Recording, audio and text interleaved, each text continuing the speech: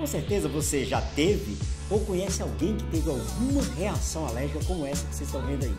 Algum efeito, a picada de inseto, ou a pelo de animais, ou até mesmo algum alimento específico e precisou usar um antialérgico ou um antihistamínico.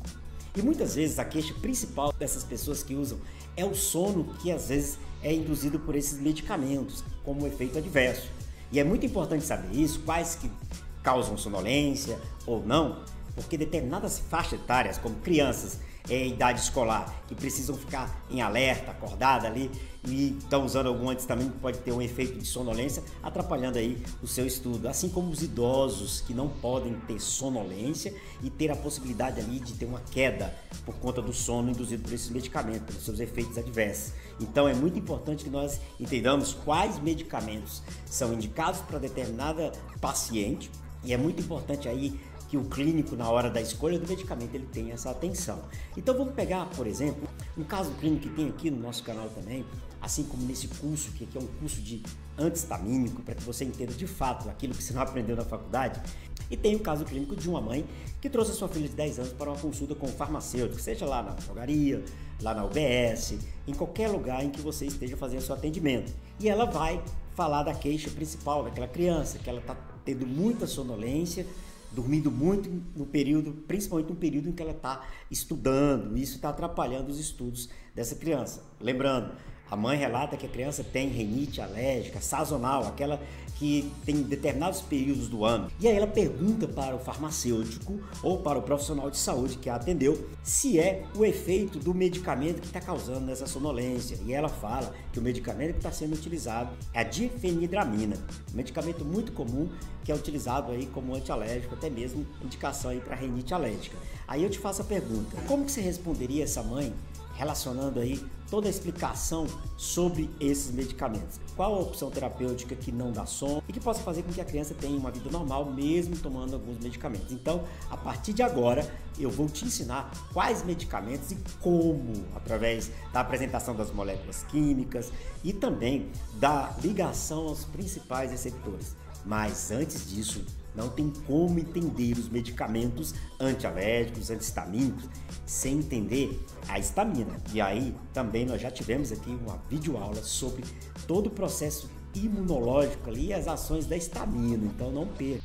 E aí eu vou deixar aqui para que você assista também esses vídeos, mas faz parte aí do nosso curso de antihistamínico, aquela disciplina que você não aprendeu na faculdade.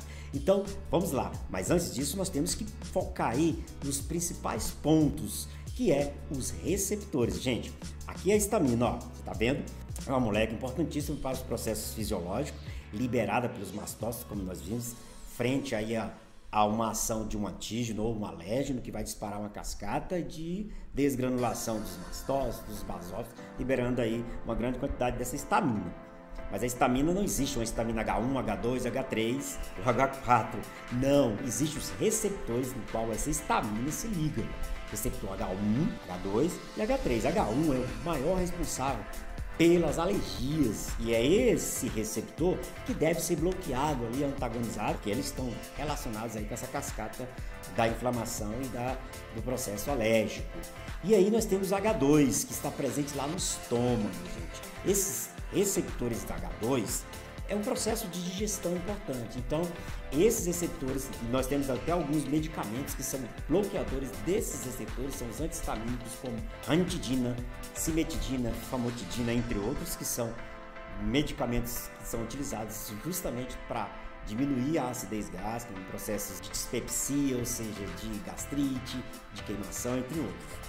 Mas temos os receptores também H3, que estão presentes em sua grande quantidade no cérebro, protegido ali pela barreira hematocefálica. Então, esses H3, receptores que essa histamina se liga, é muito importante para o estado de vigília. Então, quando a histamina se liga nesses receptores H3, eles promovem um estado de alerta, de vigília, ou seja, é importante para que você tenha no dia a dia ficar aí em estado de alerta e de vigília, acordado. Quando os antihistamínicos são antagonistas ou agonistas inversos se ligam nesses receptores H3 no cérebro, eu tenho aí um processo importantíssimo que é a sonolência, que é um dos efeitos adversos dos fármacos de primeira geração. Isso mesmo, fármacos anti-histamínico, anti-H1, são fármacos divididos em primeira e segunda geração. Aí nós vamos estar falando aí dos medicamentos como loratadina, desloratadina, fenoxifenadina, ou clofeniramina, hidroxizina, cetirizina, meclizina, até o Dramin, a prometazina, que é o Fenergan, são antialérgicos importantes. E nós vamos estar aí conversando sobre esses medicamentos, indicações e até a quantidade em dose diária, quando é que é utilizado para criança, acima de 2 anos, acima de 12 anos e assim vai. Então vamos lá. O de primeira geração entra no sistema nervoso central, causando sedação, que é o caso da menininha lá, tá tomando um medicamento, e aí, identificando esse medicamento, a gente já pode perceber que ele é de primeira geração. E o de segunda geração não atravessa totalmente a barreira hematocefálica, causando menos efeito de sedação. Então essa é uma das ações. Então vamos para a estrutura química desses anti-histamínicos. O de primeira geração, olha que interessante, são os primeiros, são os medicamentos mais antigos, eles têm uma estrutura diferente, uma estrutura mais, olha, troca elementos químicos, por isso eles se tornam mais lipossolúveis, atravessam facilmente barreiras, principalmente a barreira hematocefálica. Então, ó, nós temos aí a difenidramina, Dramin, essa é a estrutura dele, então essa é a estrutura principal aí. O de segunda geração, o que a indústria farmacêutica fez? Fez um medicamento maior, no caso da fexofenadina, que é o Allegra, fez um medicamento maior, mais hidrofílico, torna a molécula mais polar e não ultrapassa a barreira hematocefálica. Olha que importância isso. Então, esses antihistamínicos têm essas ações. O de primeira geração, se a gente pegar aqui os medicamentos mais conhecidos, os medicamentos de segunda geração, nós temos a loratadina, a cetirizina, a fexofenadina, entre outros. Agora nós vamos ver esses medicamentos por suas ações, até mesmo por sua miligrama e para sua indicação. Mas vamos ver aí os de primeira geração e os de segunda geração, que é para a gente possa responder lá aquela pergunta clínica lá daquela mãe que pergunta se é o medicamento que está causando aquela sonolência. Então vamos ver a diferença entre os de primeira geração e os de segunda geração. Acompanhe aqui comigo. Olha que interessante. Os de primeira geração, os fármacos de primeira geração, nós temos aí, que é o Dramin, que é um sal da difenidramina, ele é de 50 miligramas, e aí vai. Agora com ação anticolinérgica, olha que interessante, esse nome aparece muito e eu vou fazer uma aula específica sobre os anticolinérgicos, para que você entenda o que significa isso. São medicamentos que bloqueiam as ações colinérgica do sistema nervoso parasimpático. Então vamos lá, a ação anticolinérgica, mas principalmente nos comentários aí você pode ver, ó, sedação leve a moderada. Mas o Dramin é uma sedação intensa, atividade contra a cinetose. Sabemos que o Dramin hoje é utilizado muito mais para quando você vai fazer uma viagem para dormir, mas a verdade é que você vai fazer uma viagem que tem a cinetose, que age ali no centro vestibular, que é do equilíbrio.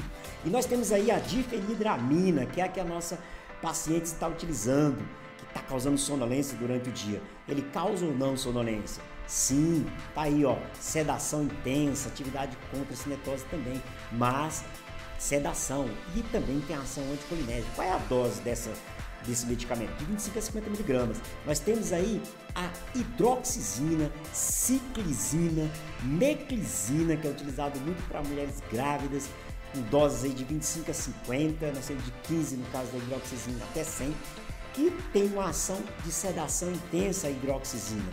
A ciclizina, sedação leve, atividade contra a cinetose, a gente já sabe porque essa indicação é importante. A meclizina, gente, tem sedação leve e a atividade dela é contra a cinetose. Cinetose é aquele processo de equilíbrio, né, como eu já falei no caso do Dramin. A clofeniramina é o estaminho mais conhecido sempre, né, atividade moderada e pouca atividade anticolinérgica, mas tem uma sedação leve. É componente comum de remédios para resfriado e é de venda livre, tá bom? Tá lá junto com outros medicamentos para gripe, os resfenóis, resfedris da vida. Tudo bem? Prometazina, sedação intensa, é utilizado aí como antialérgico, bloqueador alfa também, um antiemético importante, mas é um antialérgico potente. E outros aí, como você pode perceber. Então, agora vamos ver os medicamentos que são tidos de segunda geração. Ah, sim, esses medicamentos são os mais seguros com relação à sedação. Vamos aí na ordem. Nós temos a fexofenadina, que é o Allegra, de 60 mg, não tem atividade anticolinérgica, não tem sedação, ou pelo menos muito pouco.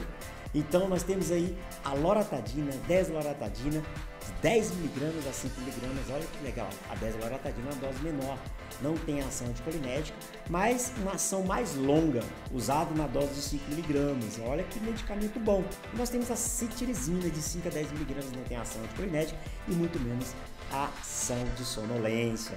Então aqui a gente acaba entendendo um pouquinho mais sobre esses medicamentos e muito importante.